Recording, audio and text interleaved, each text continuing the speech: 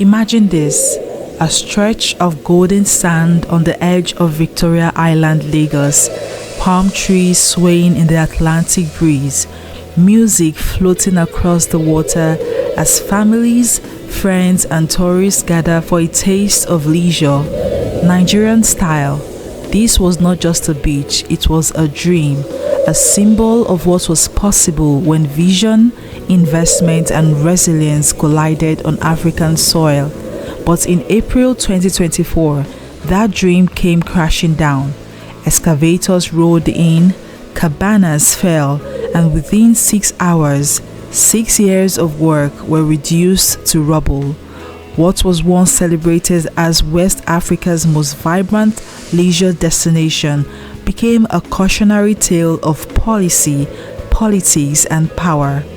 This is the story of Landmark Beach, the rise of a world-class destination, its sudden fall, and the rebirth of its founder's vision far away in Igboland.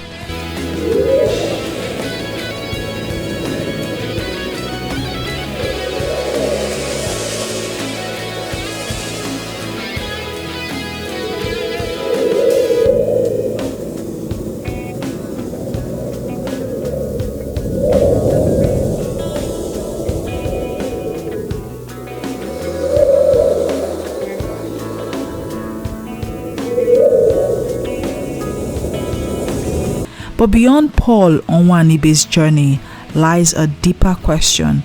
What does Landmark's fate tell us about Nigeria's treatment of investors? And why do Igbo-owned properties seem to face the bulldozer more often than most? Stay with me as we unravel the drama, the politics, and of course, the lessons. If you can't do something worth writing about, then write something worth doing. Paul Onwuanibe was not new to challenges. Born in London to Nigerian parents, he trained in architecture and business, working across Europe and Africa before returning home with a vision to redefine leisure and tourism in Nigeria. In 2006, that vision found land. 8 hectares of prime beachfront property in Victoria Island, Lagos, purchased from the Lagos state government for roughly $17 million. It was no ordinary purchase. The site was part of a much larger 13-hectare mixed-use development that would eventually include offices, retail spaces, and hospitality ventures. But for Paul, the jewel was always the beach. What he imagined was not just sand and water, but a full ecosystem. By 2018, his dream took shape as Landmark Beach Resort. There were private cabanas for families, the vibrant Breeze Beach Club for nightlife lovers, mini golf courses for kids, volleyball and soccer pitches for sports enthusiasts, and an expansive boardwalk that became an Instagram sensation. The numbers told their own story. Over $200 million invested, more than 80 small businesses operating within the resort, at least 4,000 direct jobs created, an estimated 12,000 indirect livelihoods supported, and about $2 billion in annual tax revenue flowing to government coffers. On weekends, up to 15,000 visitors would flock to Landmark. Weddings, concerts, corporate retreats, and cultural festivals filled the calendar. By 2023, Lonely Planet ranked it among Nigeria's top 7 beaches. Paul Onwuanibe called it owned by Nigerians for Nigerians, and in many ways, Landmark was more than a business. It was a showcase of Nigerian possibility, a reminder that Africa could build destinations to rival Miami, Dubai, or Cape Town. But as history often teaches, the higher the rise, the steeper the fall. The warning came suddenly. In late March 2024, Paul received a letter, a 7-day eviction notice from the Lagos state government, and the reason: Landmark sat on the right way of the newly announced Lagos-Calabar Coastal Highway, a $13 billion federal project designed to connect 9 states across Nigeria's southern coastline. The shock was immediate.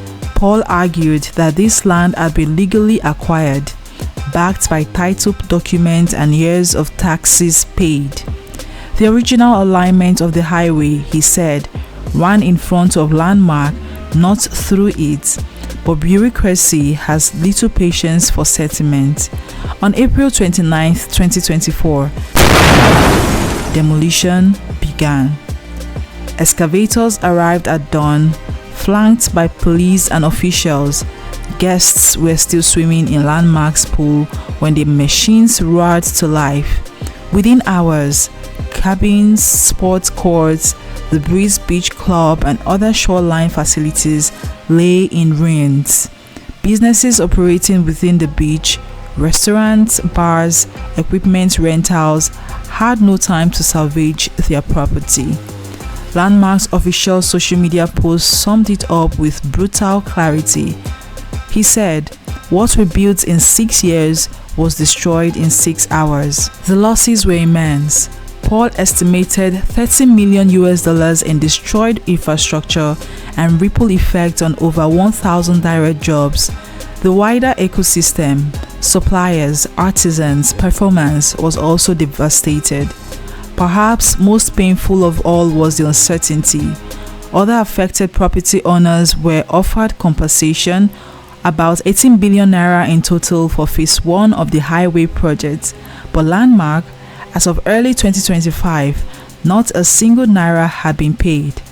We were issued a 7-day notice. I mean, to be fair, it probably took another 2 or 3 months before it came. So there was no meeting? Till today, nobody picked up the phone, called me, or wrote to me personally and said, "Here's the issue you have, here's what's going to happen." But that site we bought in 2006, 18 years ago, and we paid $17 million in 2006. We borrowed $30 million to develop that beach. The pain and the hurt is that we spent $30 million developing the infrastructure on that beach. But you know, the biggest tragedy of this were the businesses that were affected by the losses of revenue. We had a beach hotel and people were sleeping in the hotel when the demolition started.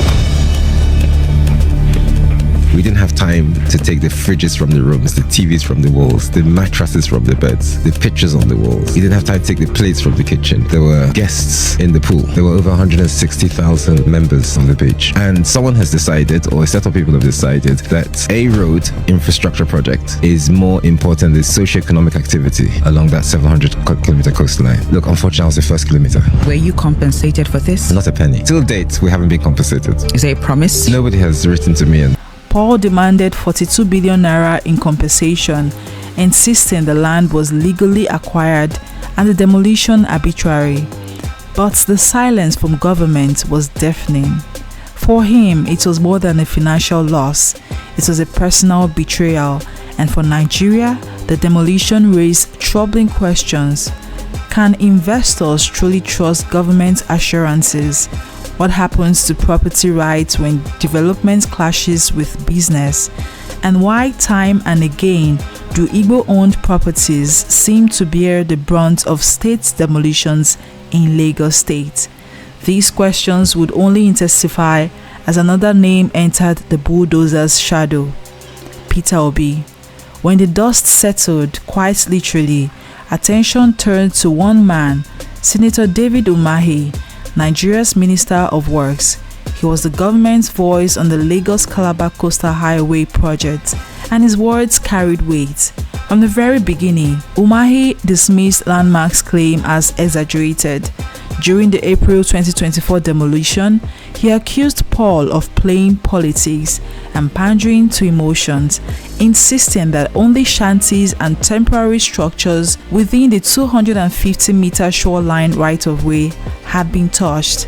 According to Umahi, Landmark's core infrastructure, its offices, main buildings and larger facilities remained untouched.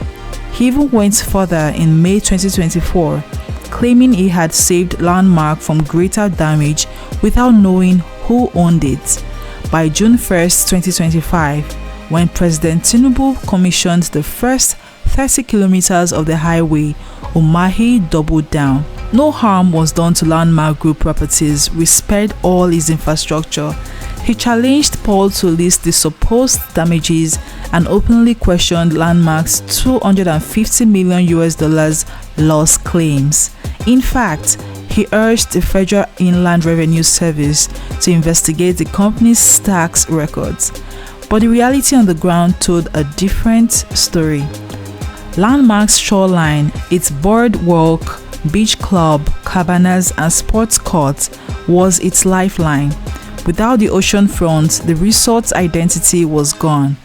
Guests did not come for office blocks, they came for the sand, the sea, and the vibe. So, while Umahi might argue the demolition was minimal, Paul and his 160,000 members saw it differently, which raises the deeper question. Was this simply a case of clashing priorities, development versus leisure, or was there some more beneath the surface? If Landmark's demolition rattled nerves, the events that followed shook them to the core.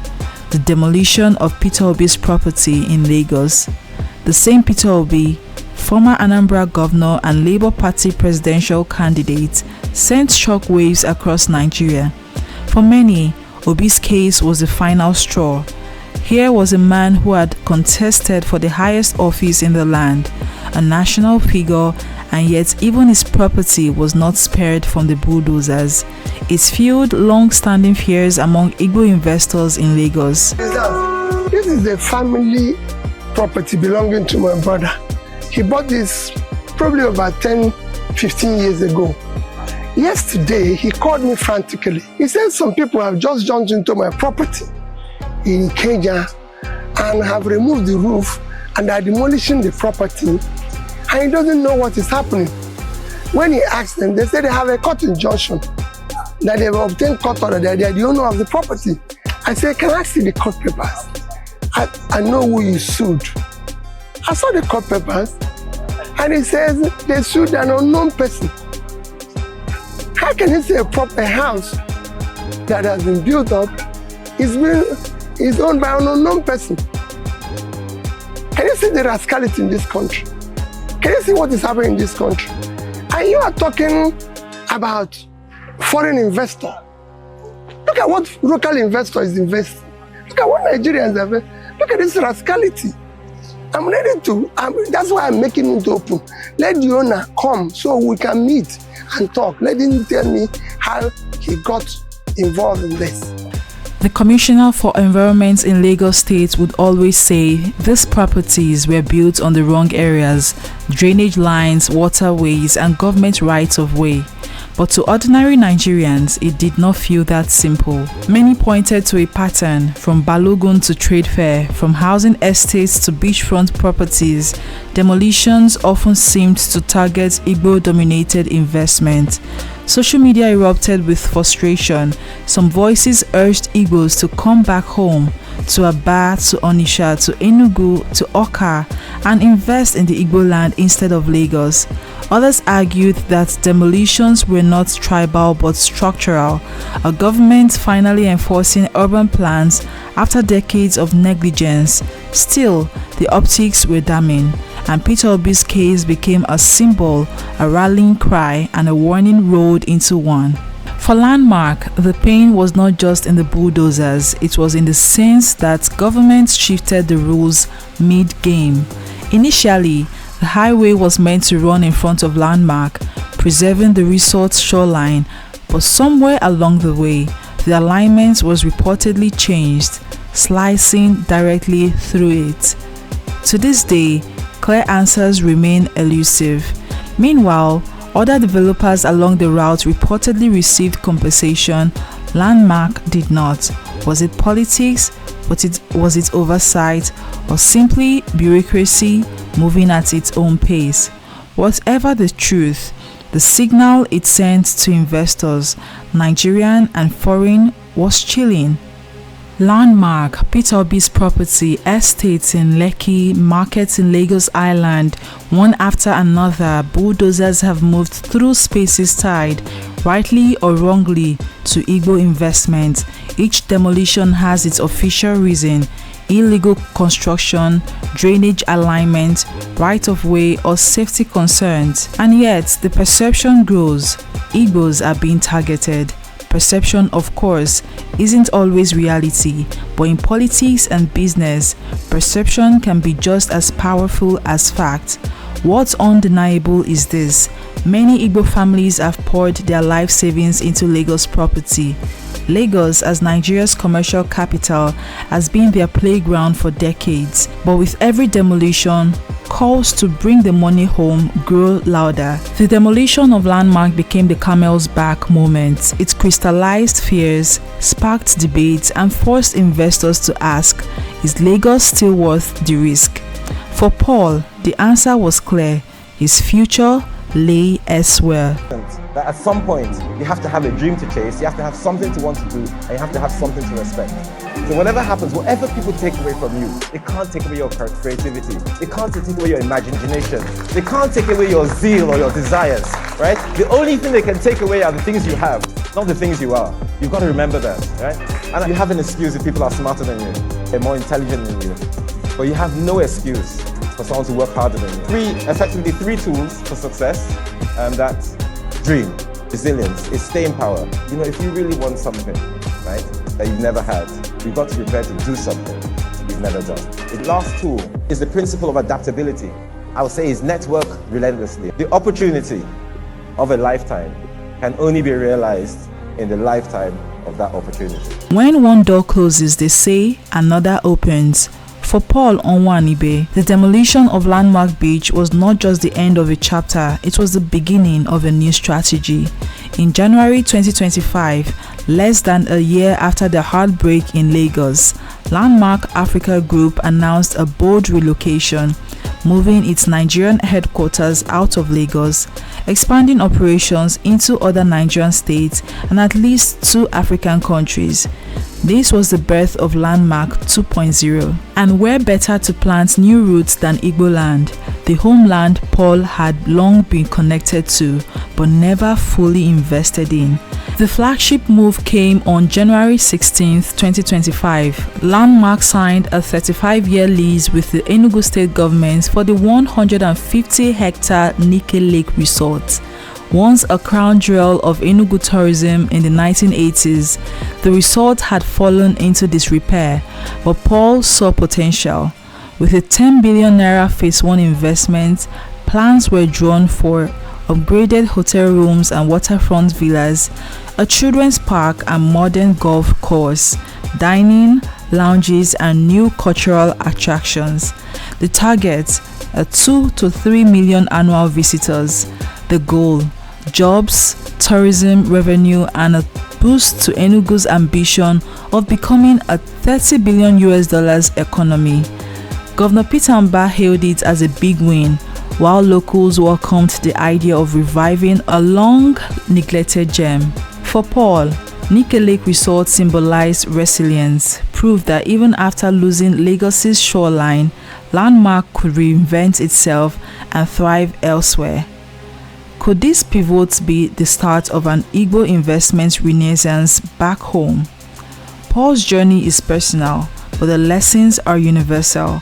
For decades, Igbo entrepreneurs have staked fortunes in Lagos, from Balogun markets to Lekki estates. Their sweat has built Lagos into the commercial giant it is today.